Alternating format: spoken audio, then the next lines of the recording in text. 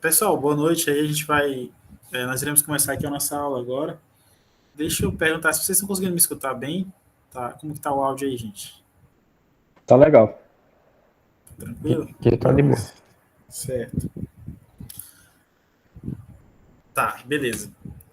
Pessoal, antes da gente começar, a nossa aula de hoje vai ser o conteúdo de soluções, tá? Então nós iremos iniciar hoje, tá, o conteúdo de soluções, certo?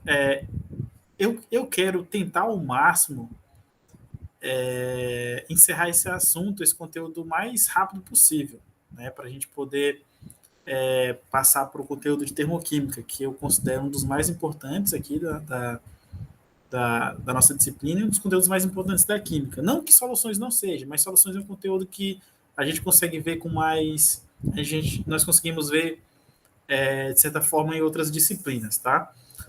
E antes de iniciarmos, eu já queria perguntar para vocês se vocês já viram esse conteúdo em disciplinas anteriores ou no ensino médio, se lembram. Me avisem aí sobre soluções. O que é que vocês lembram? Cara, eu já tive no ensino médio, mas não lembro de muita coisa, não. E deixa eu perguntar aqui, na disciplina do professor Igor, vocês chegaram a ver alguma coisa de soluções? Essa disciplina Sim, Teve experimental? uma prática. uma Teve uma prática. prática, sim. Tá, beleza. Beleza. Mas vocês chegaram a ver a parte de. Chegaram a ver a parte de teoria ou chegaram a ver basicamente preparo de soluções ou só. A minha dúvida é se foi teoria ou foi a parte de preparo de soluções em si? Foi só a parte prática mesmo. A gente fez uma diluição, certo? Foi só isso mesmo, não vimos a teoria com ele. Ah, beleza. Então a gente vai. Vamos tentar ver aqui ao máximo, beleza? Deixa eu compartilhar aqui a tela com vocês. Ah, não. Aí só antes de compartilhar a tela, eu vou só reforçar. Só antes de compartilhar a tela, eu vou reforçar aqui uma coisa que eu tinha falado para vocês. As nossas aulas agora, né? Na verdade, ainda faltou boa parte do pessoal lá do grupo votar, né? Sobre a parte de ser presencial ou não na quarta, né? Porque, porque eu já tinha inclusive colocado as datas, mas eu vou esperar mais pessoas votarem para a gente ter uma decisão mais ampla, né? Mas eu tinha colocado as datas lá de todas as quartas e quintas aí pro resto do mês de fevereiro a gente ter aula presencial, né? As quintas continuam normal, padrão, né? Que são as nossas aulas. A gente só iríamos adicionar as quartas-feiras, né? Que eram as aulas do professor Igor. E eu iria pegar essas aulas também para a gente acelerar, né, nossos conteúdos. Então, dependendo aí da votação, da participação das pessoas lá no grupo, nós iremos colocar essas aulas também presencial, né? E aí tem as datas lá que eu já, inclusive, coloquei, tá? Então, seria toda quarta, toda quinta. Aí, para o pessoal que não fez a prova, vocês me lembram no final da aula ter uma conversa com vocês para a gente colocar aqui umas datas possíveis, tá? Então, era basicamente esses os recados iniciais aqui, gente. Só um minuto aqui.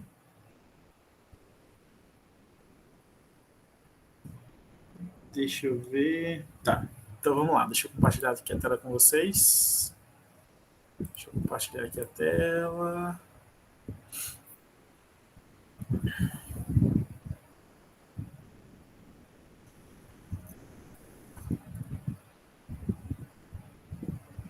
Todo mundo está enxergando o slide aí, não tá, gente? Tô conseguindo enxergar? Tá, então vamos lá. Então, certo. Então, nosso novo conteúdo aqui, né, o conteúdo de soluções, beleza? Então, essa aqui é a aula 1. Aí eu vou colocar lá no Classroom começar uma nova contagem, né? Eu coloco sempre o conteúdo e a aula começando do 1, né? Então, vai ser o conteúdo de soluções e essa aqui é a nossa aula 1, beleza? A parte de soluções, gente, é um conteúdo extremamente importante. Aí todo mundo já deve, inclusive, pensar, mas todo conteúdo de química só fala que é importante. Porque de fato né? Mas soluções têm um caráter de importância bastante acentuado, tanto do ponto de vista químico, quanto do ponto de vista mesmo do nosso cotidiano, né? Tendo em vista que vários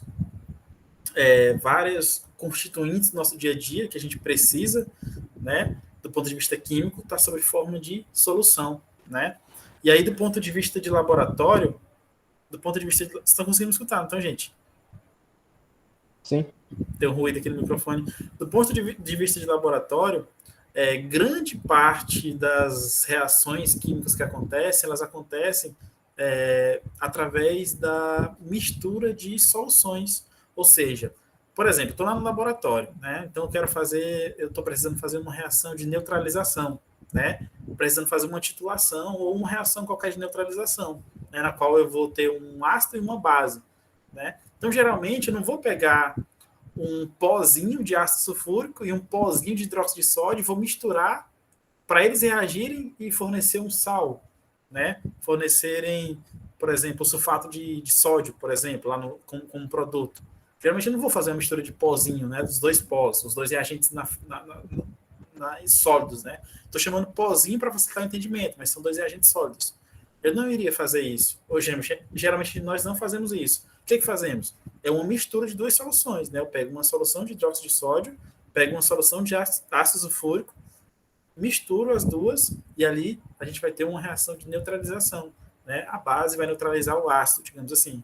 Tá? Então, grande parte das nossas reações, elas acontecem através de soluções, né? Ou seja, o nosso meio reacional ali, ele acontece tendo os dois constituintes químicos os dois constituintes químicos na forma de solução, né? Então, nós iremos estudar esse conteúdo por conta dessa grande importância que ele tem dentro da química, né? Por conta dos reagentes, grande parte deles serem preparados sob forma de solução, tá? Só que antes de iniciarmos aqui a parte de soluções, é necessário que a gente tenha uma ideia da questão de mistura, né? Porque todos nós sabemos que grande parte das espécies químicas, elas não acontecem, elas não se apresentam na natureza de maneira solitária ou sozinha, por exemplo, né? Grande parte dos constituintes químicos que a gente tem na natureza apresenta-se na forma de mistura. O exemplo mais clássico é o ar que respiramos, né? O ar que respiramos, o ar que respiramos não. Na verdade, o ar que nos rodeia, ele não é constituído somente de oxigênio, né? Ele tem uma mistura de gases, né? Então, aí já é um exemplo de que grande parte das coisas que nos rodeiam, eles estão presentes na forma de mistura, né? E aí, na questão de mistura, eu vou ser bem breve, gente, para dar um caráter mesmo de revisão essa primeira parte, porque é uma coisa que a gente costuma ver de maneira bem rápida, né? Eu vou tentar falar bem rápido para a gente gastar um certo tempo nos conteúdos um pouco mais complexos, tá? Então eu vou falar bem rápido com caráter de revisão. Mas aí se vocês falarem, professor, tem um nome estranho que eu não entendi, vocês me interrompam, que aí a gente conversa, tá? As misturas, né, no geral, elas são classificadas como misturas ou homogêneas, né, ou misturas heterogêneas, né? Misturas homogêneas são fáceis, são aquelas misturas na qual eu tenho somente uma fase, né? Ou seja, eu vou olhar um becker de uma mistura homogênea e vou enxergar somente uma fase, como se tivesse somente uma substância. Por exemplo, se eu misturar, por exemplo, água e álcool, por exemplo, né, num determinado becker, ali no becker eu só vou enxergar uma fase. E aí eu vou classificar esse tipo de mistura como mistura homogênea, né? Água e sal, por exemplo, também, quando você mistura água e sal, você só consegue enxergar uma fase, né? Então, quando eu tenho somente uma fase para uma determinada mistura, eu classifico essa mistura como mistura homogênea, tá? Já a heterogênea é diferente. As misturas heterogêneas, elas são misturas que apresentam duas ou mais fases. Aí aqui na figurinha tem um exemplo bem clássico da questão de visualização de fases, né? Então essa figurinha aqui, ela está mostrando para a gente a mistura entre água e óleo, né? E aí muitas vezes a gente fala assim, mas a água e óleo elas não se misturam, né? Só que de fato que é uma mistura, só que é uma mistura heterogênea, né? Por quê? Porque eu consigo visualizar duas fases, né? A fase correspondente à água e a fase correspondente ao óleo, tá? Então esse hétero quer dizer de diferente, né? E o homo, na parte de misturas homogêneas, quer dizer de iguais, quer dizer igual, né? Então, quando é homogêneo, tem somente uma fase, fases iguais. Quando é hétero, quer dizer que eu tenho fases diferentes, tá? Então, essa parte aqui de misturas é a parte bem tranquila. Deu para entender aí, pessoal? Sim, sim. Beleza. Então, vamos lá. Outro diagrama muito interessante que nós temos aqui, gente, a respeito da constituição geral, da constituição geral das espécies que compõem a matéria, né? Das espécies que compõem a matéria. Esse diagrama aqui ele mostra basicamente o campo que nós iremos estudar, ou como essa questão de mistura, substância, matéria, composto, elemento tá subdividida. Tá? Então, vamos abordar esse diagrama aqui bem rápido, só para entendermos, mais ou menos, como que é essa divisão desses nomes que a gente fala, né? Mistura, matéria, essas coisas.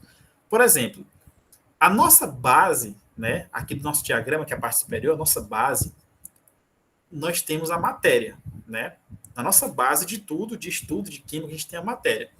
Essa matéria, como vocês bem sabem, ela pode ser dividida na fase gás, né? Pode ser dividida na fase líquida ou na fase sólida, né? Então, é basicamente assim, o meu conteúdo global que eu tenho, do ponto de vista de química, é a matéria, né? E aí, para mim sair de uma fase para outra, eu passo por uma coisa chamada de transformação de estado, ou pode ser também mudança de fase, são sinônimos, né, da mesma coisa. Transformação de estado ou mudança de fase, tá? Essa minha matéria, gente, ela pode ser constituída de duas coisas. Pode ser constituída através de misturas, que é o que estamos estudando atualmente, e pode ser também constituída por substâncias, beleza? Essas misturas, como acabamos de ver, podem ser misturas homogêneas e podem ser misturas heterogêneas, que foi o que acabamos de ver, tá? Agora, por exemplo, digamos que eu tenho uma determinada mistura, né? Sei lá, eu tenho uma mistura de água e açúcar, ou água e sal, por exemplo, né? E aí o que eu faço? Digamos que eu queira separar essas misturas. Então, existem técnicas físicas para separar aquilo que está misturado. Ou seja, tem uma mistura de água e açúcar, existem técnicas físicas que me ajudam a separar as misturas.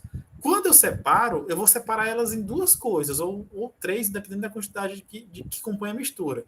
Ou seja, quando eu vou separar as misturas, eu vou separar elas em quê? Eu vou separar elas em substâncias. Ou seja, as substâncias, elas juntam-se para formar as misturas. E as misturas, né, se eu quiser separá-las por técnicas físicas, eu vou dar origem a quem? As substâncias que anteriormente tinham formado as misturas, tá? Então, só para vocês entenderem mais ou menos o universo que nós estamos trabalhando, beleza? Essas substâncias, gente, elas ainda podem sofrer uma subclassificação, que são em compostos, que nós conhecemos, né, os compostos, e também as substâncias também podem ser formadas por elementos, né? Então, uma substância pode ser formada por compostos e também pode ser formada por elementos. Professor, mas se eu chegar no composto e eu ainda quiser separar e chegar na parte dos elementos, o que eu faço? Aí, nesse caso, nós não iremos mais usar técnicas químicas, né? Já iremos usar técnicas... desculpa, gente, eu acabei falando de maneira equivocada. Nesse caso, se eu quiser transformar os compostos, separá-los para chegar em elementos, eu não vou mais usar técnicas físicas como usei de misturas para substâncias. Já vou usar agora são técnicas químicas, tá? Então, para a gente poder chegar nesses processos aqui de compostos em elementos. Professor, mas as técnicas físicas e químicas, qual que é a diferença? No geral, as técnicas físicas são técnicas mais simples, né? Filtração, decantação, a parte de peneira, né? Você vai peneirar uma determinada mistura, também é uma técnica bem rudimentar, mas também não deixa de ser uma técnica física. Quando a gente vem aqui para a técnica química, já são técnicas bastante elaboradas, são técnicas bastante diferentes. Tem, por exemplo, técnica de gravimetria, né? Ou tem as técnicas também de combustão, né? Análise de combustão. Você pega um determinado composto, coloca numa estufa sob 600, 700 graus Celsius, esse composto vai queimar, né? Vai sofrer combustão, e aí no final vai dar origem aos elementos que constituem esse composto. É uma técnica também bastante utilizada, análise por combustão.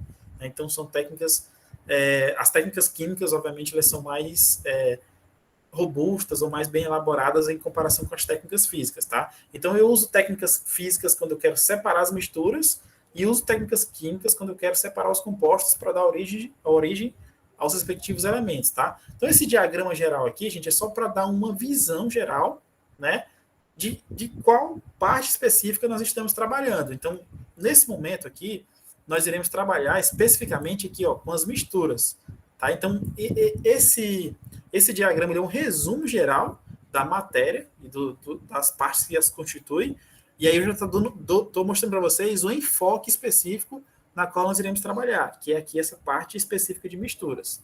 Tranquilo aí, gente? Deu para entender? Ou estou falando muito rápido? Tranquilo? Certo. De boa. Beleza. Pessoal, vocês já viram essa parte aqui de decantação, destilação? Vocês já chegaram a acompanhar? Me avisem quem já viu. Sim. Inclusive teve na prática. Teve na prática, né? Então essa parte eu vou pular para a gente ganhar tempo, beleza? Beleza. Tranquilo? Vamos se alguém não tiver visto, vocês vão me avisando aí, gente. Eu tô indo aqui porque eu tô escutando. Como eu não tô olhando o chat nem nada, vocês falam, não, professor, eu não vi não. Então explica. Aí vocês vão me avisando aí. Beleza? Então, gente, aqui eu vou passar também os slides para vocês, então vocês vão poder visualizar lá também as técnicas de separação. Então, essa parte vai ser bem tranquila, tá? Vamos aqui entrar no tópico chamado de propriedades gerais das soluções, tá? Das soluções aquosas. Já a gente vai ver o que significa soluções aquosas, tá? Mas antes de chegar em soluções aquosas, a gente precisamos conceituar o que significa solução, né? Isso aqui é bem tranquilo. O que é uma solução? Solução é uma mistura homogênea de duas ou mais substâncias, tá? Então, sempre que a gente fala de solução, na cabeça já é para vir automático, mistura homogênea, tá? Então, uma mistura homogênea que a gente acabou de ver, ela também é chamada de solução, beleza? E aqui tem um exemplo bem básico, né? Um exemplo bem básico de uma solução, né? Na qual eu tenho a representação de um becker, né? Que contém uma certa quantidade de água, né? E aí eu vou adicionar uma certa quantidade de açúcar, né? Quando eu adiciono essa certa quantidade de açúcar e a gente faz o processo de agitação para que ajude no processo de dissolução, nós iremos chegar aqui numa coisa chamada de solução de açúcar em água, tá? Vamos chegar no processo de solução, né, de açúcar em água. E aí vocês estão observando aqui na nossa figurinha, que aqui no meu diagrama aqui, que está mostrando esse becker da direita, eu tenho uma mistura homogênea, né? Esse becker da direita parece com o becker da esquerda, né? Então, água e açúcar é uma mistura homogênea. Então, água e açúcar é uma solução, tá? Outra coisa importante, gente, os constituintes da solução recebem nomes particulares. Por exemplo, quando você compara aqui essa minha solução, que é formada por água e pela quantidade específica aqui de açúcar, vocês vão ver que existe sempre um dos componentes da solução que está em menor quantidade e outro que está em maior. O que está em menor quantidade, ele é chamado de soluto, ou também de disperso, tá? O componente que está em maior quantidade, ele é chamado de solvente ou dispersante. Então, por exemplo, essa pequena quantidade de açúcar aqui, obviamente que ela está em menor quantidade do que essa quantidade de água, tá? Então, o açúcar vai ser quem? Vai ser o meu soluto. E a água vai ser quem? Vai ser o meu solvente. Né? Geralmente, disperso e dispersante não são nomes muito comuns assim que nós usamos no laboratório ou na linguagem química, né? É muito comum mesmo utilizarmos soluto e solvente, tá? Então, soluto é aquele meio constituinte que está em menor quantidade e o solvente é aquele constituinte que está em maior quantidade. Beleza, gente? Beleza, mas eu nunca tinha aprendido assim, que a água pode não ser o solvente, né? Dependendo da quantidade. Para mim, que a água sempre seria o solvente. Não. Depende muito da quantidade. Tá? Certo, mas ficou claro, ficou legal. Beleza. Outra coisa, gente. Assim, muitas vezes, eu até entendo essa colocação, foi o Pedro que falou, né? Muitas vezes, as pessoas chamam a água de solvente universal. Geralmente, é pela grande capacidade que ela tem de dissolver diferentes solutos, assim. Né? Não é muito por ser um padrão. Fala assim, não, se é água, ela já é o solvente porque é o padrão. Não. Ela, na grande maioria, aparece como solvente porque ela tem essa grande capacidade de dissolver diferentes solutos. E aí já vai entrar uma coisa meio diferente, né? Que a gente teria que estudar os processos de dissolução, né? que já envolve polaridade, forças intermoleculares, que é uma coisa que a gente não vai ver aqui nesse momento. Tá? Então, ela muitas vezes é chamada assim, a água é sempre o solvente, mas pela capacidade dela de dissolver diferentes solutos, não muito por ser um padrão. Tá? E aí... A gente já teve um pouco ontem, uma aula de Alcidênio, de orgânica, né? Esse caráter apolar da água, sim, sobre os hidrocarbonetos e tal. Já deu para entender um pouco. Beleza, massa. Qualquer coisa, dependendo dos nossos tempos aí, a gente pode falar um pouco mais sobre isso. Tá? Posso preparar alguma coisa específica para a gente falar sobre isso. Porque, por exemplo, nós estamos aqui estudando aqui na Química Geral de maneira bem superficial, né? Só que, por exemplo, um processo, você pegar aqui essa quantidade de açúcar e jogar na água e mexer para formar a solução, tem muita química envolvida, tá? Tem um processo de hidratação dos íons, tem energia, que é as nossas entalpias de hidratação, tem muita química aqui por trás, tá? Então, é uma coisa que, dependendo da nossa quantidade de tempo, nós poderemos abordar isso aqui também, tá? Mas, pelo menos, essa parte inicial que eu quero mostrar para vocês é a parte mesmo bem superficial, né? Para vocês terem bagagem para depois, lá na frente, a gente tentar abordar de maneira mais profunda esse conteúdo aqui, beleza? Outra coisa, as soluções, elas podem ser classificadas de acordo com a fase delas, tá? Então, aquela história que a gente já conhece para as substâncias puras, né? Para a matéria, de sólido, líquido e gasoso, também vale para as soluções. Por exemplo, a gente tem a primeira classificação aqui, são soluções sólidas, tá? Então, aqui, esse conteúdo aqui específico é a classificação de soluções.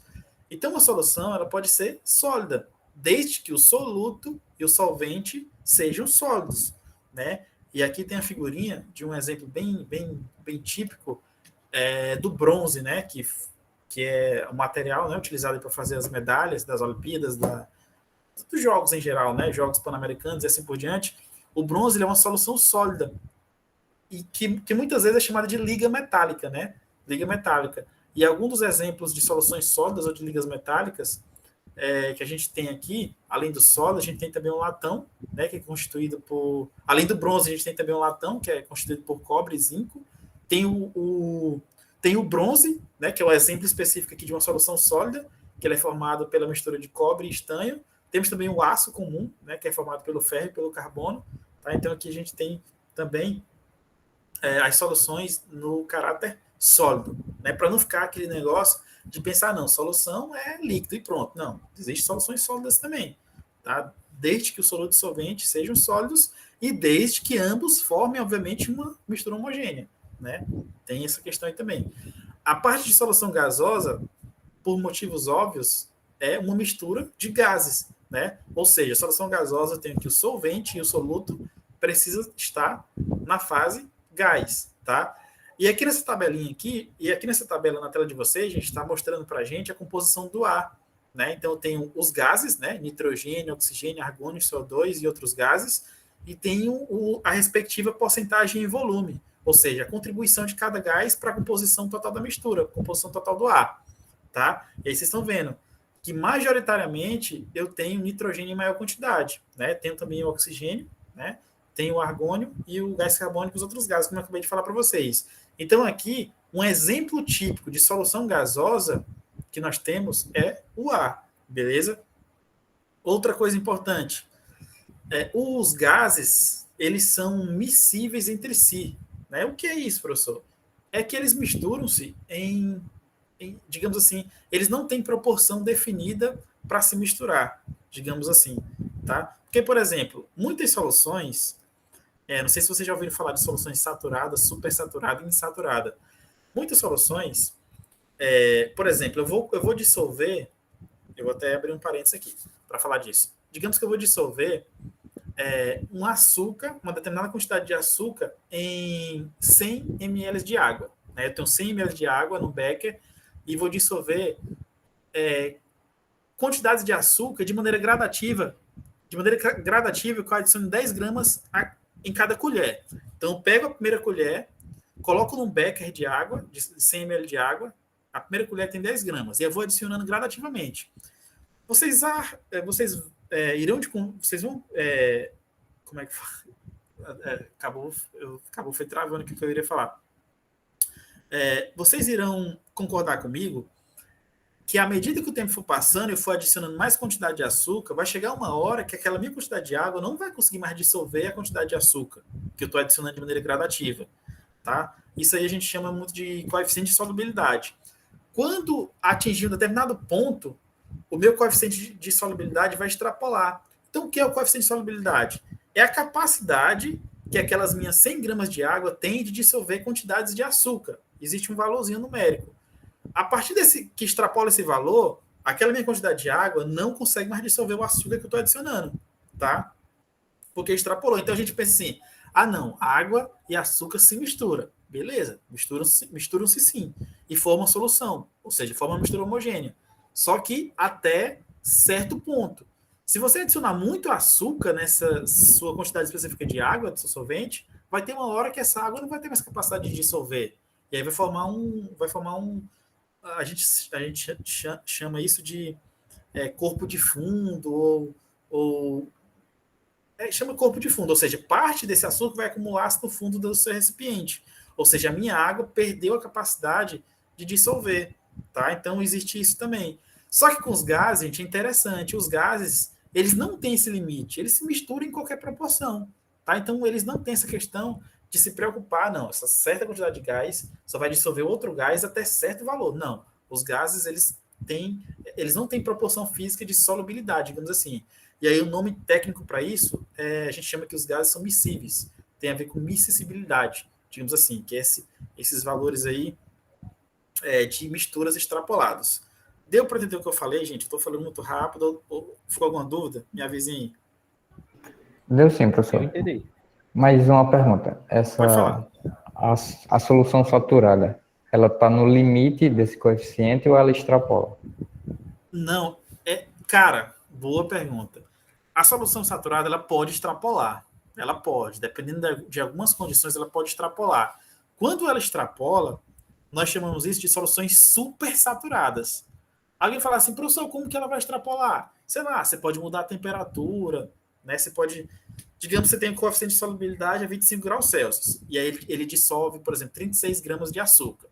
Agora, digamos que eu vou descer a temperatura um pouco, e esse coeficiente, sei lá, ele mude, ele aumente, eu consiga dissolver mais açúcar nessa minha água. Aí depois eu vou pegar esse açúcar que já estava dissolvido na temperatura baixa e vou subir de nova temperatura. Aí, teoricamente, meu coeficiente ele era maior, né? Ele era menor, na verdade. E aí a gente vai formar uma coisa chamada de solução supersaturada. Qual que é o problema da solução supersaturada? Ela está no limite do limite da dissolução. E aí o problema dela é que ela é uma solução altamente instável. Ela está lá no beck. Se você chegar perto e respirar assim perto, ela já começa a sair de supersaturada, né? Ela começa a sair de supersaturada para a questão de formação de corpo de fundo, porque é uma solução altamente instável. Então, se você chegar perto, triscar na solução, ou pelo menos respirar perto, ela já forma ela já sai do processo de saturação e já vai para uma questão de formação de precipitado lá no fundo do recipiente, tá? Então, é importante que a gente tenha em mente isso. Deu para entender isso aí? Deu para entender isso aí, Ismael? Deu sim. Bem legal tá? isso. Então, as soluções geralmente tem isso. Tem a questão de insaturada, né? Tem a questão de saturada e tem a questão de supersaturada, né? É interessante que a gente tenha em mente aí essa classificação, tá? Outra solução, outra classificação de soluções no quesito fase, né? A gente está falando aqui de fase, né? Só do líquido e gasoso, são as soluções formadas pela dissolução de gases em líquidos, né? Então, o exemplo típico aqui, gente, é a questão do oxigênio dissolvido na água, né? É um exemplo bem típico, né? Então, nós temos aqui, né? Um exemplo clássico de uma solução que é formada pela dissolução de gases em líquidos, né? Que é a questão dos gases dissolvidos na água, por exemplo, tá? Outra classificação importante são as soluções formadas pela misturas de líquidos, que é a mais comum aqui na química para a gente, né? Ou seja, eu vou pegar um líquido, né? Vou pegar uma solução líquida, por exemplo, água oxigenada e vou pegar uma outra solução líquida, álcool etílico, né? E aí, geralmente, a gente pode misturar essas duas soluções e trabalhar com elas no laboratório, né? Então, essas soluções aqui são soluções líquidas por quê? Porque tanto o soluto quanto o solvente estão na fase líquida. Então, por exemplo, o álcool etílico é quem? É álcool e água, né? E aí, os dois formam aquilo que a gente chama de álcool etílico. E aí, dependendo também da porcentagem, né? Todo mundo, né, na pandemia, né, aprendeu a utilizar o álcool 70%, né? E esse álcool 70% ele tem um significado, né? Que é 70% de álcool ali total na nossa mistura. A gente vai ver daqui a pouco também essa parte quantitativa aqui das soluções, tá? A água oxigenada também é o mesmo esquema. A gente tem um peróxido de hidrogênio dissolvido aí em água e ele geralmente é dividido em volumes, né? 10 volumes, 20 volumes, para especificar aí a concentração. E aí, isso aqui a gente chama de soluções formadas pela mistura de líquido, né? Que é uma solução, são soluções aí muito comuns no laboratório e na química, tá? Outro nome muito comum na parte de solução é a parte que a gente costuma falar de soluções aquosas, né? Alguém consegue me dizer o que é soluções aquosas? Alguém consegue lembrar?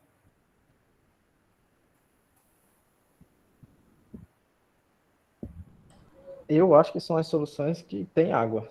Exatamente. Então, soluções aquosas são aquelas em que o soluto é inicialmente um líquido ou um sólido e o solvente é a água. Ou seja, soluções aquosas já remete à água como sendo o nosso solvente. Tá? Então, é importante que, quando falar de soluções aquosas, vocês já tenham isso em mente. Beleza, gente? Deixa eu ver. Ah, sim, isso aqui é interessante. Ó. Muitas vezes, a gente representa as reações químicas como sendo assim, né? A mais B, né? A mais B formando, sei lá, C, né? Uma reação de síntese, por exemplo. A gente representa o composto a gente geralmente usa a fase dele, né? Usa geralmente o AQ para dizer que aquilo é na fase aquosa, e eu uso também aqui no B a abreviação AQ para dizer que o B está na fase aquosa. E aí ambos vão reagir para formar o C também na fase aquosa. E eu uso o AQ para representar. E quando vocês verem isso nos livros ou nos artigos científicos, o AQ, vocês já vão lembrar. Aquele meu composto, ele está na fase aquosa. Então ele está na fase. Então ele é o quê? Ele é uma solução aquosa, na qual esse meu composto é o soluto e a água é o solvente. Tá? Então, na hora que vocês estiverem interpretando uma equação química, que vocês verem a abreviação AQ, vocês já vão saber o que é, beleza? E aí, muitas vezes, nas equações químicas aparece ou L, que é o líquido, ou G, que é gás, ou AQ, que é aquoso, ou S, que é sólido, né? Então, quando aparecer essas abreviações na parte subscrita aí das equações, vocês já vão conseguir interpretar que essas abreviações elas servem para designar em qual fase o meu composto está. Beleza? Tranquilo aí, gente? Já errei isso aí, já eu pensava que aquoso e líquido era a mesma coisa. Já botei em relatório, inclusive, errado aí. Entendi. Então, muito cuidado, gente. Vamos lá. Pessoal, agora nós vamos falar aqui ainda de soluções da parte de propriedades eletrolíticas. O que é propriedades eletrolíticas? São as propriedades elétricas das soluções, né? Então, as soluções elas também têm propriedades elétricas, tá? E aí nós chamamos de propriedades eletrolíticas. As soluções que têm essas propriedades eletrolíticas, aliás, as soluções no geral, elas podem possuir um eletrólito ou um não eletrólito. E aí, esse não eletrólito e eletrólito são basicamente as características do meu soluto. Então, se o meu soluto for eletrólito, a minha solução vai ter uma determinada característica elétrica. Se for um não eletrólito, ela vai ter outra característica elétrica, tá? Então, a primeira coisa que a gente vai aprender aqui. Por exemplo, quero que vocês olhem essa equação aqui. Essa equação, ela representa o processo de dissolução. O que é dissolução? É a questão vou dissolver, né? O NaCl sólido, que é o nosso famoso gás de cozinha, né? O NaCl é o principal constituinte do gás de cozinha, é o cloreto de sódio. Essa água aqui em cima da seta é para indicar que eu vou usar essa água aqui para dissolver o NaCl. Quando eu faço essa dissolução, ou seja, eu misturo NaCl e água, eu vou formar uma solução homogênea. Eu vou formar, aliás, uma mistura homogênea, que é a mesma coisa que solução, tá? Só que essa solução aqui, ela tem um caráter muito especial, muito massa. Por quê?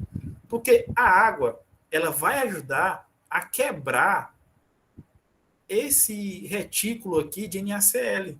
Então, de certa forma, vai acontecer uma reação química, por exemplo. Né? Não vai ser só uma mistura qualquer, vai acontecer uma reação química. Então, esse NaCl vai quebrar, essa água vai ajudar a quebrar as moléculas, vai ajudar a quebrar o NaCl. Eu ia falar molécula, mas não é. Vai ajudar a quebrar esse composto NaCl. Quando o NaCl quebrar, ele vai formar íons sódio positivo, Na+, e vai formar íons Cl-, que é os íons cloro, né? Os íons cloreto, na verdade. Então, vai formar os íons sódio positivo e íons Cl negativo, ambos na fase aquosa.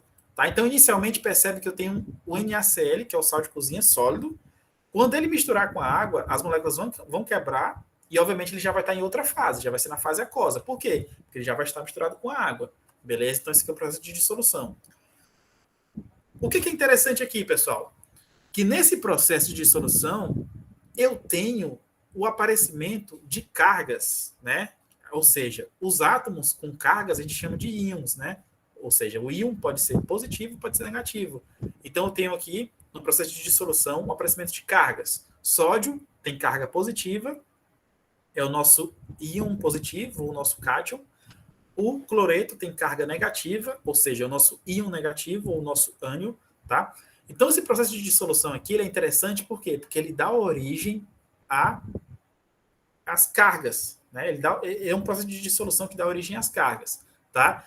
E aí, toda vez que eu tiver processos de dissolução que dão origem a espécies carregadas, eu chamo que eu vou classificar que essa minha estrutura inicial aqui, esse meu soluto inicial, ele é um eletrólito. Ou seja, o que é um eletrólito? É um soluto que, quando dissolvido, dá origem a cargas, né? E aí, na figurinha aqui, gente, eu tenho... porque aqui não tem a legenda. Eu tenho, digamos, 3 eletrólitos diferentes, né? E aí, no sistema, eu tenho acoplado aqui uns eletrodos dentro de um becker gigante e tem uma lâmpada para fazer um teste. E aí, eu tenho aqui, ó, deixa eu ver se aparece. Não, não aparece. Eu tenho aqui na situação A uma solução de um não eletrólito. O que é um não eletrólito? É aquele composto que ele vai se dissolver, mas não vai dar origem a espécies carregadas. Consequentemente, não vou ter possibilidade de ter eletricidade naquele processo. Então, essa figura aqui é de uma espécie de um não eletrólito, ou seja, espécie que não forma íons e não vai transmitir ou vai gerar corrente elétrica. Na figura B, eu tenho aquilo que eu chamo de eletrólito mais um eletrólito fraco. Por quê? Porque está aqui, ó, a solução, né, de um sal dissolvido que deu origem a íons, ou seja, vai gerar energia, só que vai gerar pouca energia, tendo em vista que a lâmpada aqui está com uma intensidade bastante reduzida. Então, é um eletrólito, continua sendo eletrólito, só que fraco, beleza? Agora, a situação C já muda de figura. Por quê? Porque eu tenho o mesmo sistema, só que eu já tenho uma lâmpada aqui com bastante intensidade. Então, significa o quê? Que eu tenho vários íons aqui dissolvidos na solução. Então, eu tenho o quê? Um eletrólito forte. Então, essa questão de fraco e forte tem a ver com a minha quantidade de íons que estão dissolvidos na solução. E o não eletrólito é aquela solução que não dá origem a íons quando ela é dissolvida, tá? Então, é interessante que vocês tenham em mente isso. Alguém vai perguntar assim, professor, um exemplo de um não eletrólito. A gente vai ver na tabela já, tá? Um exemplo de não eletrólito. Tá aqui, ó. Então, essa tabela, ela traz para a gente uma classificação abreviada de eletrólitos fortes, por exemplo, o HCl, né? O HCl, o ácido nítrico, ácidos aqui que contém cloro, o ácido sulfúrico, hidróxido de sódio, hidróxido de bário e todos os compostos iônicos, né? Os compostos iônicos, por motivos óbvios, eles são eletrólitos. Por quê? Porque quando eles se dissolverem em água, eles irão quebrar e formar os íons, né? Então, os compostos iônicos, eles são eletrólitos. Aqui também tem a classificação de alguns eletrólitos fracos, né? Tem a água, tem a amônia, tem o HF, HNO3, tem o ácido etílico, né? Então, vocês não precisam decorar nem nada, tá, gente? É só para vocês entenderem o significado geral do que é forte e do que é fraco, tá? Agora aqui vem a parte interessante do que são os não eletrólitos, que aí vocês devem estar perguntando o que são os não eletrólitos. São aqueles que, quando dissolvidos em água, não vão formar espécies carregadas. O exemplo mais básico para a gente não esquecer é o açúcar, né? O açúcar ele vai se dissolver em água, formar uma solução aquosa, Só que ele não vai quebrar as moléculas de açúcar, tá? Ele vai se misturar com a água, mas não vai sofrer quebra, tá? E aí ele é chamado de não eletrólito. Por quê? Porque ele não vai dar origem a espécies carregadas. Aí, no caso, a glicose, aí tem sacarose, tem metanol, tem a ureia, tá? Então, aí alguém pode falar assim, professor, qual é uma maneira fácil de identificar um eletrólito e um não eletrólito? Sei lá, numa prova ou no conhecimento, de maneira geral, assim. De maneira geral, só para facilitar a vida de vocês, os compostos iônicos, ou seja, aqueles que fazem ligação iônica, são compostos eletrólitos, são os eletrólitos. Os compostos moleculares, os que fazem ligação covalente, eu nem sei se vocês já viram ligação covalente, os compostos moleculares são aqueles compostos classificados como não eletrólitos. Então, de maneira bem ampla, para ficar na cabeça de vocês, esse digamos assim, é um conceito mais geral para a gente ter essa subdivisão. Pessoal, quero que vocês falem isso. Estão entendendo? Alguma dúvida, alguma curiosidade? Tá dando para entender, sim. Mas os compostos iônicos, só os que são dissolvíveis, né? Ou todos são? Não, só os que são dissolvíveis. Isso, que são dissolvíveis. Porque tem alguns sais aí que são insolúveis em água, né? Sim. Só os compostos iônicos dissolvíveis, digamos assim. Tá? Até porque eu estou falando de solução. Se ele não for dissolvível, automaticamente ele já não vai ser a solução, ele vai ser uma mistura heterogênea, né? Então aqui eu estou falando de solução. Então automaticamente eu já estou admitindo que são os dissolvíveis. Beleza? Beleza. Eu falei de ligação iônica e covalente. Vocês já estudaram esse conteúdo ou não? Sim. Tá, então não estou falando... Beleza, então não estou falando grego não, né? Deu para entender, beleza? Tranquilo? Deixa eu voltar aqui. Deixa eu só sair aqui e dar uma olhada aqui no negócio. Se você escreveu... Ah, não, beleza. Tá dando para entender aí, o Edson? O Pedro Henrique também? Angélica? Ismael? De boa. Então vamos lá.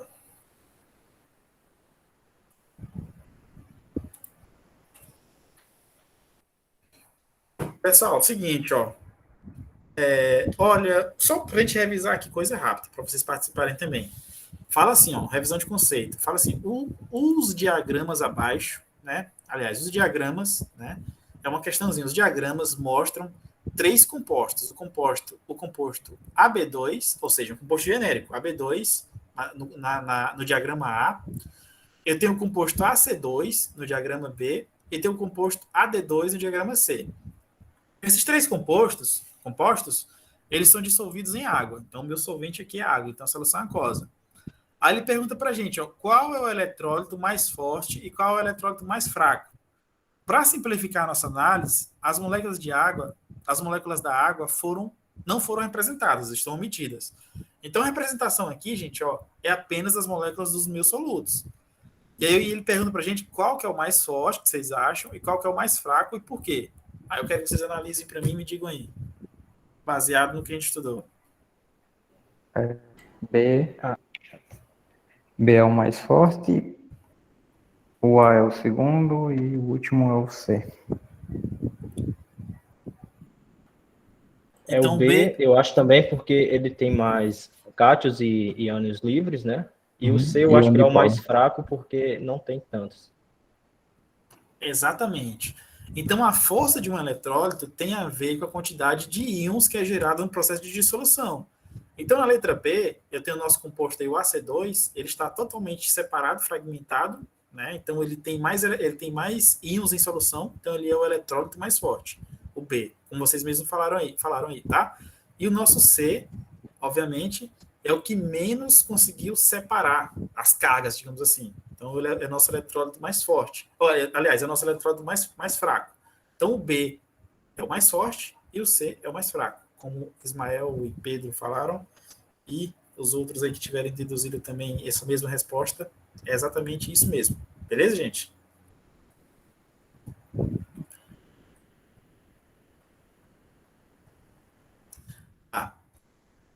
Agora, pessoal, nós iremos... Toda essa nossa abordagem que eu fiz até agora a respeito de solução foi uma abordagem meramente qualitativa. Quando eu uso a palavra meramente, não é desvalorizando, porque é importante que a gente entenda os aspectos qualitativos de uma solução, tá? Só que a parte obviamente, a parte qualitativa. Nós iremos adentrar aqui agora na parte quantitativa, ou seja, como o próprio nome fala, nós iremos quantificar alguma coisa, tá? E essa coisa que nós iremos quantificar aqui é uma coisa chamada de concentração de soluções. Aí alguém vai perguntar assim, professor, mas o que é concentração de soluções? A concentração de uma solução, eu costumo falar que ela é a identidade da solução. Ela é a identidade. Porque muitas vezes, quando você chegar lá no laboratório, vocês vão ver, por exemplo, vocês vêem um vidro gigante com um determinado reagente. Você está desenhando esse vidro aqui, ó. Vocês vêem um vidro lá na almoxerifado do laboratório de guarda dos reagentes, tem, digamos, um vidro gigante. Aí lá vai estar escrito assim, ó, H2, né? Vai estar escrito assim, ó, solução de H2SO4, solução de H2SO4, né? Aí vai estar aí embaixo assim, ó, 0,1 e um M maiúsculo. Aí alguém vai falar assim, rapaz, que negócio é esse? Eu sei que H2SO4 é ácido sulfúrico. E está escrito, e está lá na parte de soluções. Então, já vou dizer que é uma solução de ácido sulfúrico. Beleza. Aí aparece 0,1M. Que negócio é esse? O 0,1M, né, como eu falei para vocês, ele é como se fosse a identidade da solução. Ele é o rótulo, tá? E ele representa o quê? Ele representa a concentração. Então, a concentração da solução é, digamos, uma das características mais importantes da solução. A primeira característica importante da solução é o nome do que se refere àquela solução, ácido sulfúrico. E a segunda é a concentração. Então, essas duas informações, geralmente não, sempre elas vão aparecer nos rótulos. O nome do soluto e a concentração desse soluto na solução, tá? Então, essa parte de concentração é como se fosse a identidade, ela é um dos componentes da identidade da solução. Mas o que vem a ser concentração, professor? Concentração de solução é simples demais. Ela é a quantidade de soluto presente em uma determinada quantidade de solvente ou numa dada quantidade de solução, né? Dependendo de como eu vou estar representando isso, tá? Então, o que é a concentração? É a quantidade de soluto em relação a uma dada quantidade de solvente ou uma dada quantidade da solução, tá? Então, digamos assim, é uma razão, tá? É uma razão entre os valores do soluto para os valores do solvente ou solução, beleza? Deu para entender essa parte aí, gente, do que significa a concentração? Do ponto de vista professor, mas no caso aí do exemplo do vidro aí seria 0,1, no caso esse M representa mol, né? Não, não, vou falar mais na frente o que significa o M. Porque eu não acabei não falando. Esse M maiúsculo aqui, ele significa molaridade, ele significa molar ou mol por litro. Mais na frente eu vou falar. Aliás, sim, eu acabei não falando. Aí, geralmente, essa concentração, ela tem uma unidade, né? E aí, daqui a pouco eu vou falar o que significa esse M, beleza? Beleza, é que eu achei realmente que tinha faltado ali um por litro, né? Então, sim, mas é porque ele significa a mesma coisa, já a gente vai ver, tá? Significam as mesmas coisas, tá? Então, vou facilitar aqui a nossa vida. O que é concentração? É a quantidade de soluto que eu tenho, né? Medida, né? Dissolvido numa determinada quantidade de solvente ou numa determinada quantidade de solução, tá? Aí ele vem perguntar assim, professor, mas existe um tipo padrão de solução? Não, existe várias maneiras de representar a solução, tá? Por exemplo, lá no ensino médio, nós costumamos ver concentração comum, costumamos ver molaridade, a gente vê molaridade, nós vemos título em massa, título em volume, e costumamos ver também fração molar, tá? Fração molar, eu não vou falar, obviamente, porque a gente já viu lá na parte de gases, né? Fração molar é quem? A quantidade de mols de um componente, de uma mistura, pela quantidade de mols, dividido pela quantidade de mols total da mistura, né? Então, como se fosse, eu quero, sei lá, colocar a fração molar de uma solução, né? Então, eu pego o número de mol do soluto e vou dividir pelo número de mol do soluto mais o número de mol do solvente, né? Então, fração molar é bem tranquila, a gente já viu isso, tá? Aqui na nossa disciplina, nós vamos ver somente dois tipos de solução, dois tipos de concentração, bem comuns aqui para a gente, que é a parte de título em massa, ou porcentagem em massa, e vamos ver também a parte de concentração molar ou molaridade. Nós vamos basicamente focar nessas duas aqui na nossa disciplina, tá? Então, vamos lá. A nossa primeira forma de representar a concentração aqui na nossa disciplina que a gente vai trabalhar é aquilo que a gente chama de porcentagem em massa, que é a mesma coisa que o título que a gente vê lá no ensino médio. A gente vê porcentagem em massa lá no ensino médio, a gente chama de título em massa, tá? Mas é a mesma coisa, tá? Então, por exemplo, digamos que eu tenho essa soluçãozinha aqui, ó, tá aí na tela de vocês, um Becker, que ela é formada por 90 gramas de água e é formada por 10 gramas de NaCl, que é o nosso cloreto de sódio. Então, eu tenho a solução que é formada por essas duas quantidades em massa aí de soluto e solvente. Então, vocês já vão ver. O NaCl está em menor quantidade, é o soluto. A água está em maior quantidade, é o solvente. Tá? E aí eu tenho as massas, né? 10 gramas de um, 90 gramas de outro. Por motivos óbvios, o meu total aqui da minha solução em massa vai ser 100 gramas, né? Vou somar os 90 gramas da água e os 10 gramas de NaCl. Então, o total aqui da minha massa da solução, né? Minha massa total da solução é 100 gramas. Então, isso é tranquilo. Agora, digamos que eu falo assim, cara, agora eu quero medir a porcentagem em massa ou a fração em massa do soluto em relação à solução. Como que eu faço? Eu vou pegar alguém, eu vou pegar o quociente, ou seja, a divisão do meu número de massa do soluto e dividir pelo número de massa total da solução. Então, quando eu pego aqui, ó, 10, que é o número de que é a quantidade de massa do soluto, e faço a divisão por 100, que é a quantidade de massa da solução, eu vou ter 10 dividido por 100, que é 0,1. Então, 0,1 significa o quê, professor? Significa a fração da massa total correspondente ao NaCl.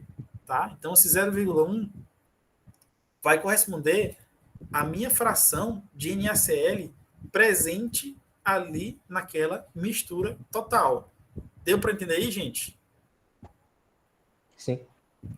Agora, para ficar mais fácil, eu posso fazer esse mesmo esquema aqui em termos de porcentagem, para facilitar a minha visualização. Então, em termos de porcentagem, é fácil. Eu vou pegar a mesma expressão aqui, mesmo cálculo, e no final, eu vou pegar esse valor que eu cheguei aqui e multiplicar por 100.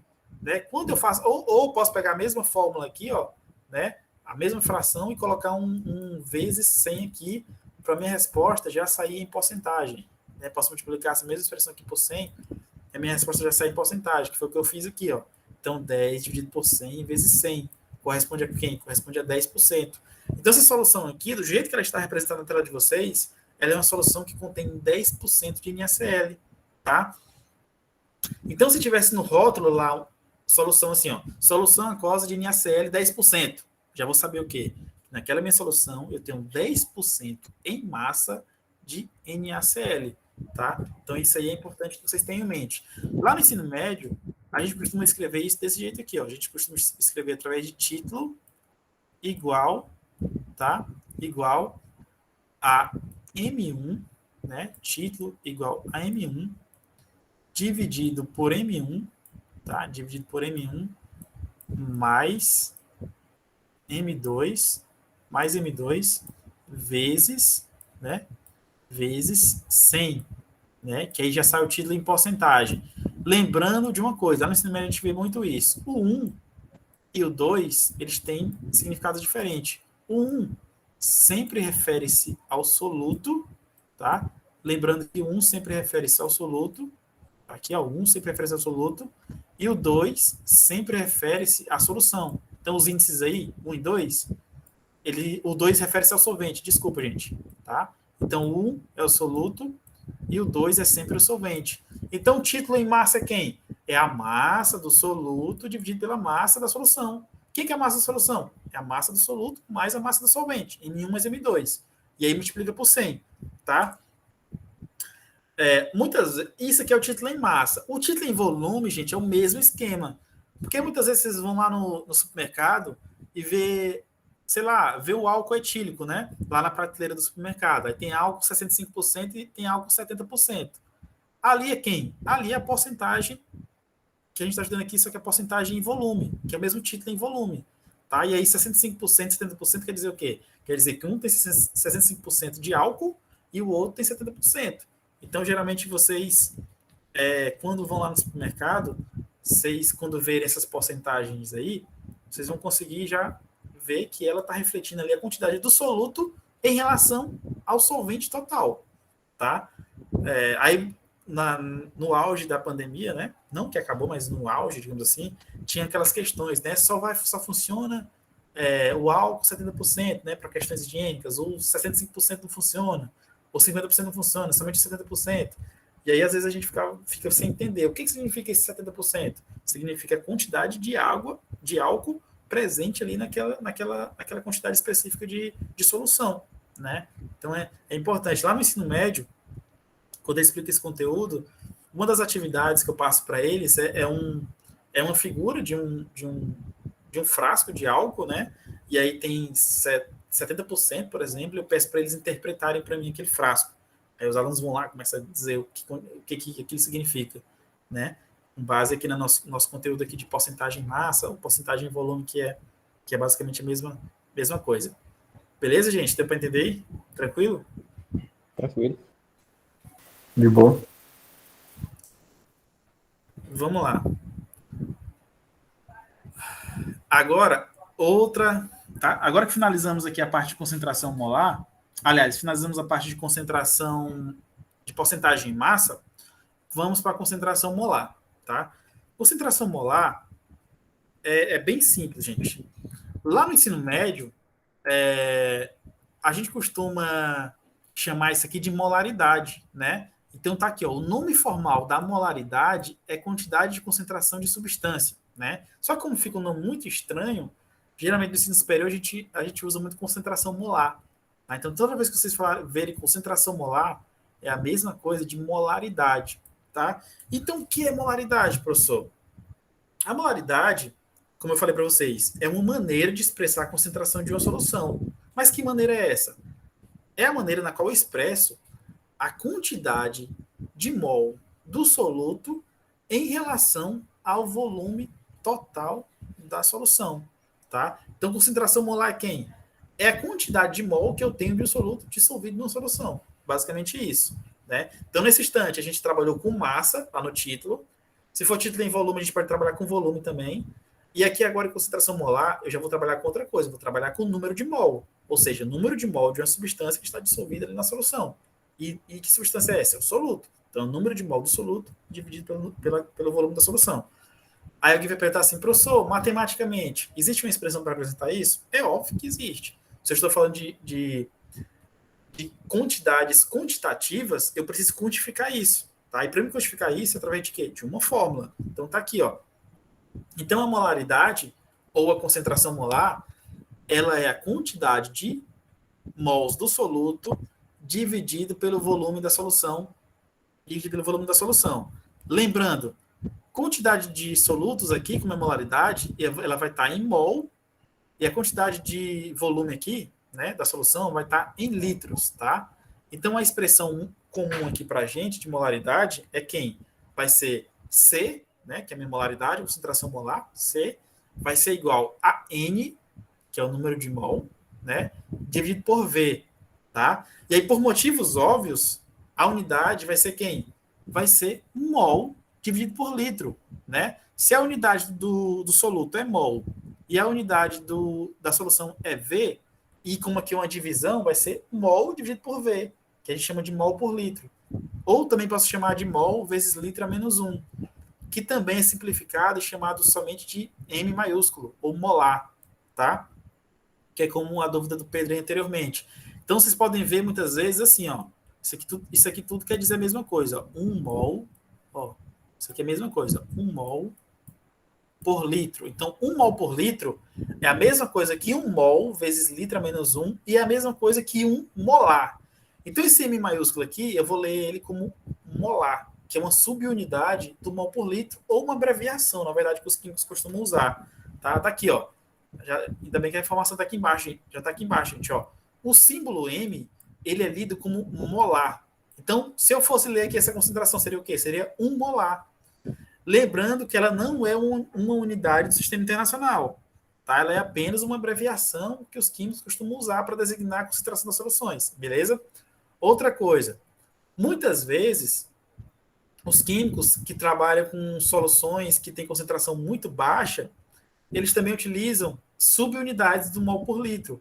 Eles podem utilizar o milimol por litro, né? Milimol por litro. Vocês vão lembrar que o mili é quem? O mili geralmente não, mili é 10 a menos 3, né? Então os químicos costumam usar essa subunidade.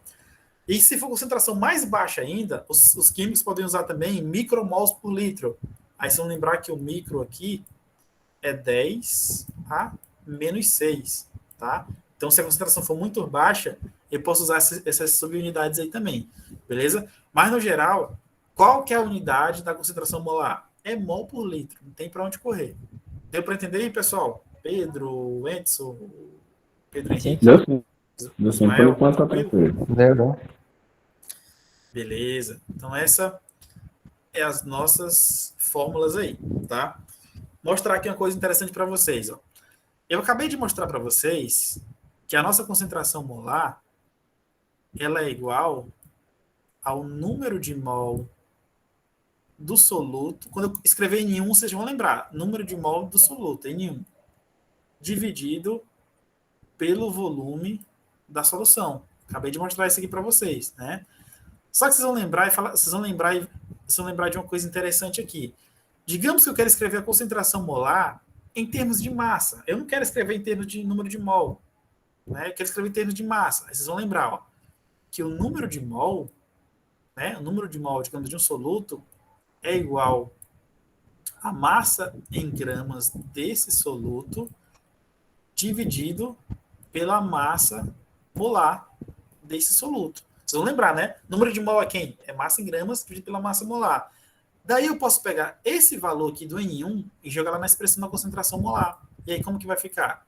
Concentração molar, né, vai ser igual, né? Quem que é o meu N1? Né? O meu N1 é quem? É M1 dividido pela massa molar, né? Dividido pela massa molar. E aí isso tudo aqui, gente, é dividido por quem? É dividido pelo V, que é o meu volume. Então, o N1, concentração molar é quem? É N1 dividido por V. Mas quem que é N1? É M1 por massa molar. Então, só fiz substituir aqui. Eu posso reorganizar essa expressão do seguinte modo. Como que eu vou reorganizar? Aqui é uma divisão de fração. Então, eu vou conservar a primeira fração, ó, que é M1 dividido pela massa molar, e vou multiplicar pelo inverso da segunda. A segunda fração é V. O inverso dela vai ser quem? Vai ser 1 sobre V. Aqui, ó. Então, vai ser multiplicado por 1 sobre V. E aí, no final, eu posso reorganizar a concentração molar como sendo M1, né? M1 dividido pela massa molar vezes o volume da solução. Massa molar do soluto. Então, essa expressão aqui, gente, é uma maneira alternativa de medir a concentração molar. Então, a concentração molar ela é definida como sendo a massa em gramas do soluto dividido pela multiplicação da massa molar do soluto vezes o volume da solução.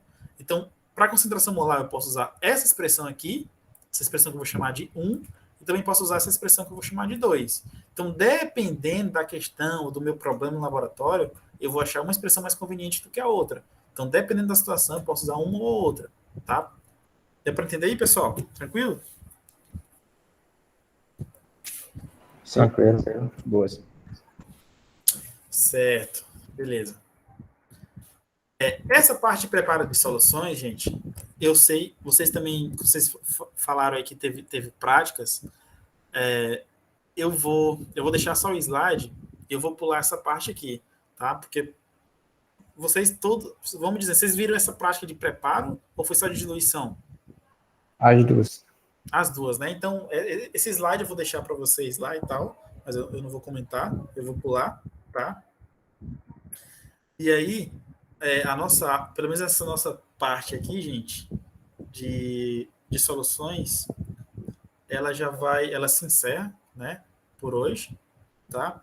Ela se encerra por hoje, essa parte inicial. E aí tem mais um slide aqui que eu vou só mostrar para vocês coisa rápida aqui, gente. Deixa eu só pular aqui, salvar.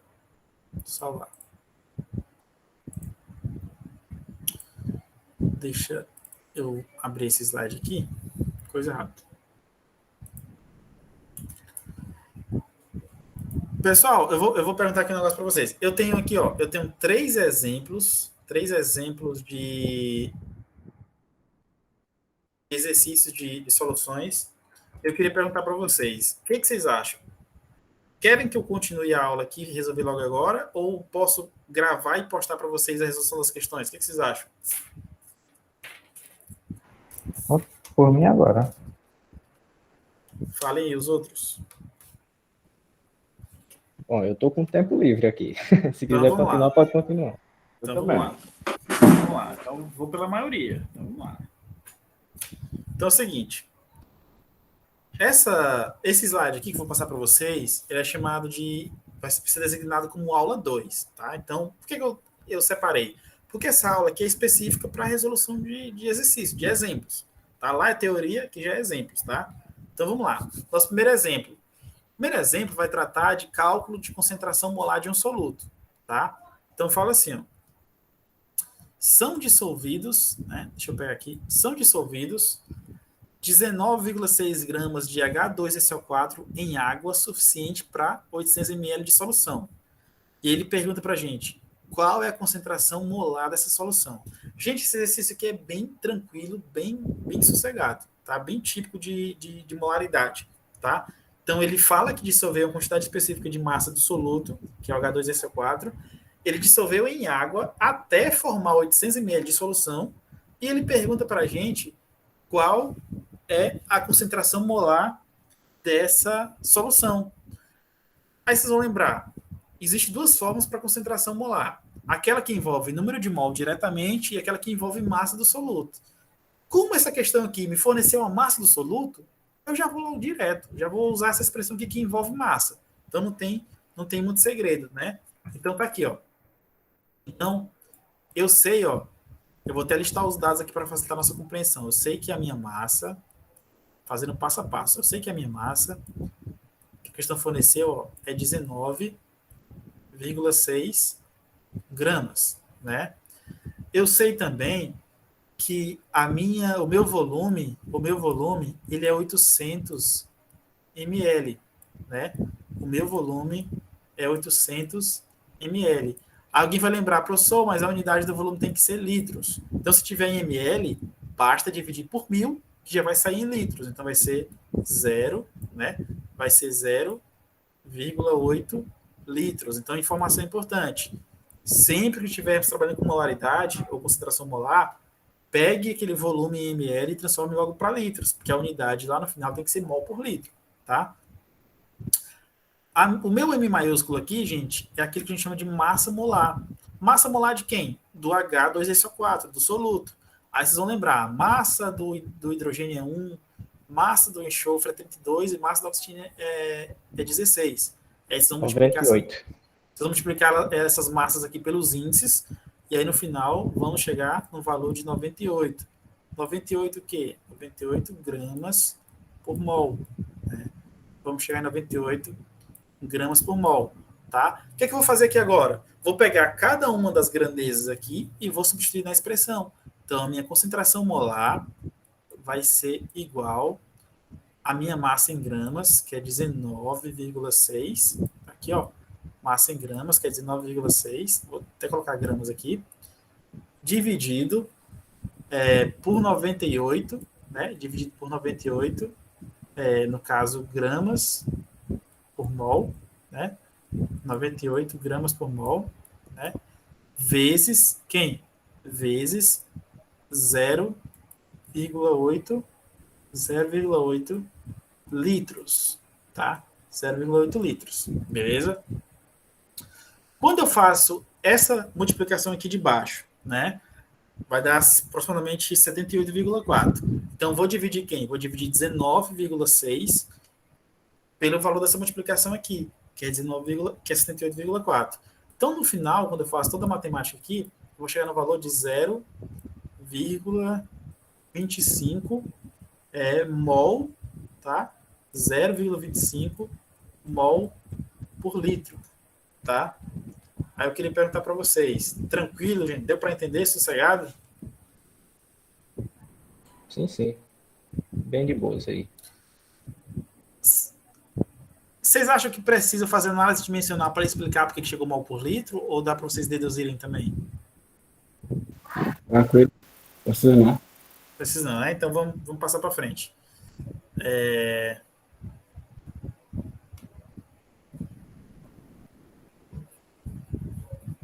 Agora eu queria que vocês me explicassem como faz essa questão aí.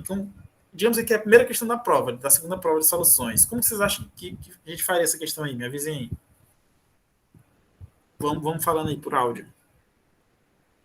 Qual o procedimento? Eu vou fazer a leitura. Vai, pode falar. Se quiser falar logo.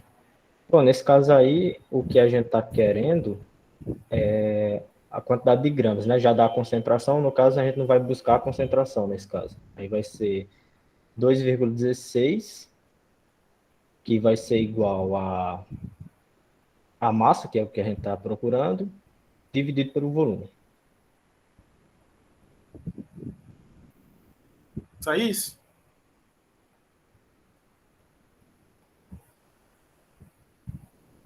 Faltando nada aí, não?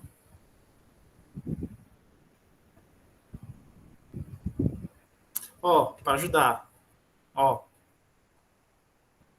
É óbvio que aqui teve um pequeno erro. Eu já vou inclusive corrigir isso aqui. Só um minuto, só para vocês, para não bagunçar a cabeça de vocês. Vai ser um mini minúsculo e pronto. Só para fazer claro. É muito parecido com o que o Pedro falou. Só não sei se o Pedro falou do volume. Aliás, eu não sei se o Pedro falou. Esqueceu o volume ou foi a massa molar? Não sei. Massa molar, que eu não falei. Esqueceu a massa molar, né? Pronto. Então, gente, é como o Pedro acabou de falar. A expressão original que eu tenho aqui, gente, é concentração igual a massa dividido pela massa molar vezes volume. Só que essa questão aqui, ela quer o quê? Ela quer quantos gramas. Se é quantos gramas, eu já sei que isso aqui é massa, é um Mzinho. Né? Então, ele quer esse carinha aqui, ó. Então, se ele quer esse carinha aqui, que é massa em gramas, eu vou fazer o quê? Vou isolar.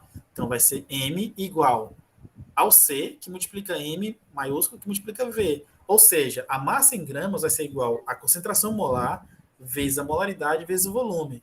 A concentração molar eu tenho? Tem, 2,16. A massa molar eu tenho? Não, mas eu sei calcular, porque tem a fórmula aqui na questão. Então, eu sei calcular a massa molar. O volume eu tenho? Tenho. Beleza? Então, é só multiplicar. Então, vamos lá.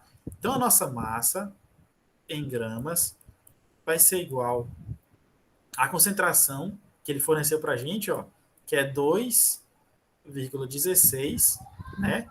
2,16 mol, né? Mol vezes litro a menos 1, né? Que é a unidade. Isso aqui vai ser multiplicado por quem?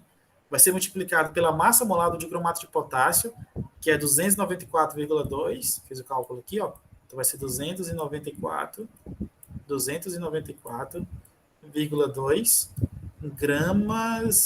gramas vezes mol, gramas vezes mol a menos 1, tá? Isso aqui tudo vai ser multiplicado por quem? Pelo volume. Quem que é o volume? 250. Está em ml. Vou dividir por 1.000. Quando eu faço divisão por 1.000, vai ser 0,25.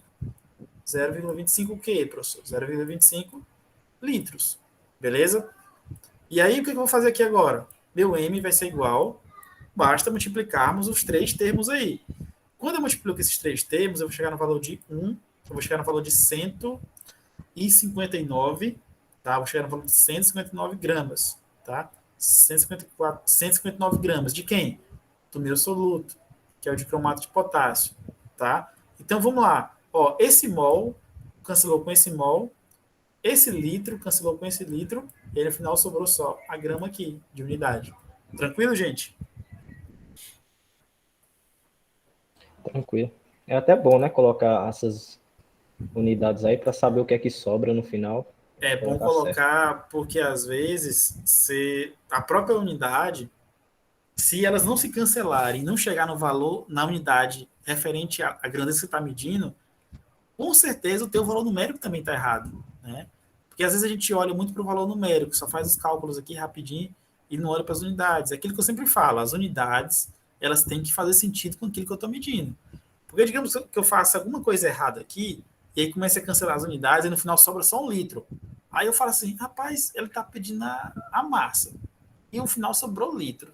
Tem coisa errada? É óbvio que tem coisa errada, né? Se eu estou pedindo massa, como é que sobrou litro, que é a unidade de volume, né? Então, às vezes a gente se atenta muito para a matemática e esquece das unidades. Tá? E a análise dimensional, é um dos requisitos para verificar se nossa resposta faz sentido. Muitos livros, quando tem exercício resolvido, aí lá embaixo, ele tem uma coisa chamada de verificação. O que é a verificação? É para ver se aquilo que ele calculou faz sentido. E uma das verificações muito comuns assim, em cálculos que os livros trazem é a análise dimensional. Ele fala assim, ó, estou medindo a massa. Aí no final a unidade veio gramas. Então a unidade é razoável com aquilo que eu estou medindo. Então já é um indício que está certo.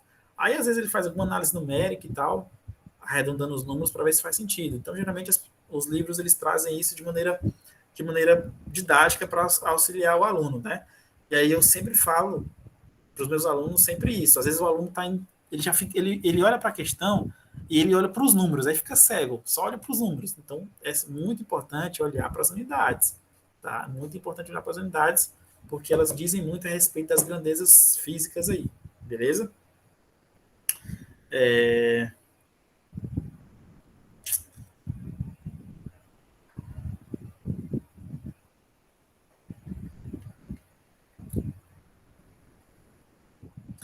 Isso aqui, eu tenho até um negócio, eu não sei se eu já contei para vocês, um negócio engraçado.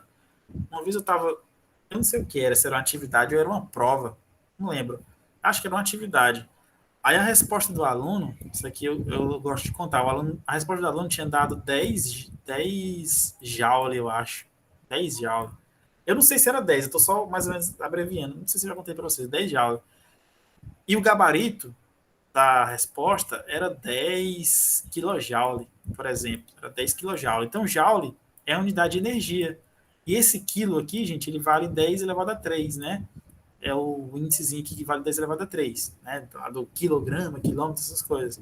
Aí o aluno ele me mostrou a resposta. 10 joule. Aí eu falei, não, tá errado. A resposta aqui, ó, 10 kJ. Aí ele falou, professor, só por causa de um casinho aqui, o senhor vai dizer que tá errado. Aí o aluno falou, só por causa de um casinho. Eu falei, mas o K, ele vale 1000.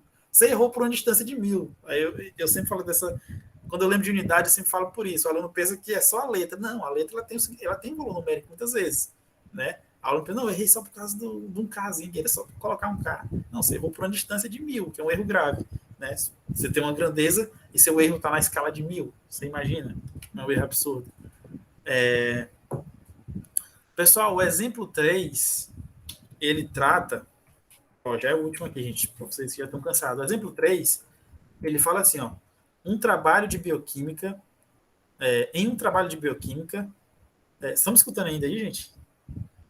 Sim, de boa. Em um trabalho de bioquímica, um químico precisa adicionar 3,81 gramas de glicose, que é o C6H12O6, a uma mistura reacional, tá? Aí o que acontece? Ele pede para calcular o volume em mililitros, né? Ele pede para calcular o volume em mililitros da solução 2,53 molar de glicose que deve ser adicionada. É um exemplo meio estranho, mas ele é bem simples de resolver. Por que ele é simples? Ele tem a massa, ele quer formar uma solução, ele tem já a massa, ele tem a concentração que ele quer chegar, mas ele não tem o volume. E ele pede para calcular o volume. Então o que eu vou fazer aqui, gente? Como eu quero calcular o volume é quem? É a minha incógnita, é aquilo que eu estou procurando, né? Então o que eu vou fazer? Eu vou pegar esse volume aqui e vou isolar, né? Então o que eu vou fazer? Ó? Vou pegar esse volume e vou isolar aqui na minha expressão. Então o meu volume, né?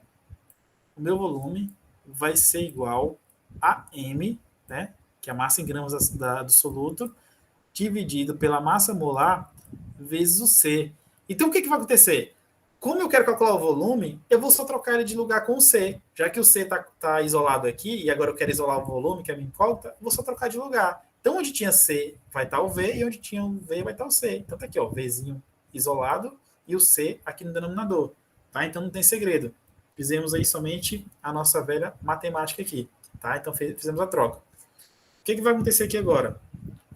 Basta eu colocarmos aqui na expressão de volume, que eu acabei de representar para vocês, o valor das grandezas. Então, a massa é quem? A massa é 3,81, tá? A massa é 3,81. A massa molar da glicose, ela é 180. Aqui, ó. A massa molar da glicose é 180, tá? 180. E a minha molaridade aqui, minha concentração molar, que é o Czinho lá da expressão, é 2,53. Tá aqui, ó. Então, a minha massa, coloquei lá. Massa molar, coloquei. E concentração molar, também adicionei na expressão. Então, quando fazemos a matemática toda aqui, né, eu vou multiplicar 180 vezes 2,53, e aí no final, isso é meu denominador, eu vou pegar o 3,81 e vou dividir por essa minha divisão aqui, tá? Vou dividir por essa minha multiplicação aqui, na verdade. Lá no final, vai dar origem a esse número aqui, gente, ó, 0,00, tá? Cada vez que passa, o zero vai ficando mais feio. Deixa eu só apagar aqui, para facilitar aqui a nossa vida aqui para entender, tá? Então, esse 0,0, aí apareceu na calculadora esse número aqui, gente, ó. 57 litros, beleza? Então, esse é o nosso volume. Só que a questão, ela pede o volume em quem? Em mililitros, que é o nosso famoso ml. Então, quando eu tenho ml, para transformar para litro, multiplico por 1000. Agora, se eu tenho 1 litro, quero transformar para ml, acabei de confundir vocês. Quando eu tenho ml e quero transformar para litro, o que eu faço? Eu vou dividir por 1000.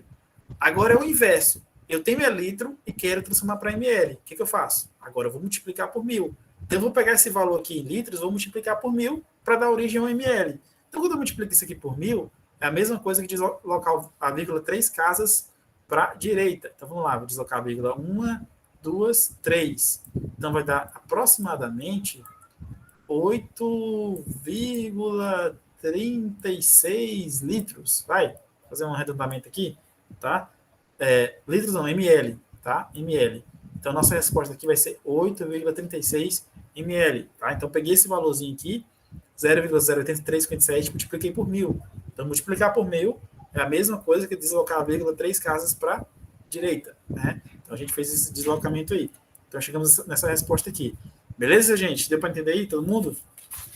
Sim, sim. Deixa eu ver aqui o horário da nossa aula, 25. Pessoal, então eu vou encerrar aqui a nossa aula de hoje, tá? Vai ficar só mais um slide, que vai falar de diluição de solução. Então, qualquer coisa, eu vou gravar essa aula rapidinho e posto para vocês, para a gente já fechar esse conteúdo de soluções e eu já postar uma lista de exercício e logo em seguida a gente já marcar a nossa segunda prova só com soluções, tá? Para a gente já ter uma notinha em relação às soluções. Tá, gente? Então, a nossa aula de hoje está encerrada. Alguma dúvida, gente? Mais alguma dúvida adicional aí ou foi tranquilo, deu para entender? Foi tranquilo. Vamos ver na prova, né? Na hora. Pessoal, pois boa noite aí para todos vocês. Uma boa. Hoje é que dia mesmo? Hoje é quarta, né? Um bom resto de semana para todo mundo aí. Um bom feriado para quem for aproveitar o feriado. E bons estudos aí, gente. Qualquer coisa, botem dúvida. Podem entrar em contato comigo, qualquer dúvida. E nós vamos entrando. Nós iremos conversando aí no grupo, à medida que for surgindo demandas aí para nossa disciplina. Beleza, gente? Beleza, boa noite. Boa noite. Ei, boa noite. Ismael. O Ismael saiu. Depois eu falo com ele no privado aqui. Pois é isso aí, gente. Boa noite aí. Valeu. Ei, professor. Opa. Eu sou um dos que vai marcar a prova, novamente. Aí a gente combina no WhatsApp mesmo? Não, já dá pra gente falar aqui. Seguinte. Deixa eu te perguntar. Tu conseguiria fazer essa prova no contraturno, tipo à tarde, ou tu trabalha, não consegue? Professor, qualquer horário eu estou disponível. Qualquer horário. Porque a gente vai conversar assim. Tem 3 possibilidades. Tem a possibilidade de ser quarta-feira à tarde. Tem a possibilidade de ser sexta-feira tarde ou sexta-feira à noite. E tem a possibilidade de ser segunda-feira à noite ou tarde, não sei. Por que eu estou falando isso? Porque na próxima semana... isso estou falando da próxima semana. Essa semana aqui não dá certo, teria que ser na próxima. Porque na próxima semana eu não queria fazer essa prova no horário da aula, porque nosso conteúdo já está corrido. Aí, se a gente marcar a prova remanescente no horário da aula, aí a gente já vai atrasar. Então, ou vou marcar num contraturno, ou seja, numa tarde, ou numa noite que não tem a aula da gente, entendeu? E aí eu faço separado. Digamos que tu consiga fazer tal dia e o outro aluno faça outro dia, para mim não tem problema. Eu vou estar no campus todo dia da próxima semana, então não tem problema. Então, eu vou organizar certinho as possibilidades, eu entro em contato com cada um, com os dias e horários disponíveis, e aí cada um escolhe, pode ser? Pode ser. Pode ser. Beleza, show de bola. Falou então. Valeu. Boa noite, professor. Boa noite.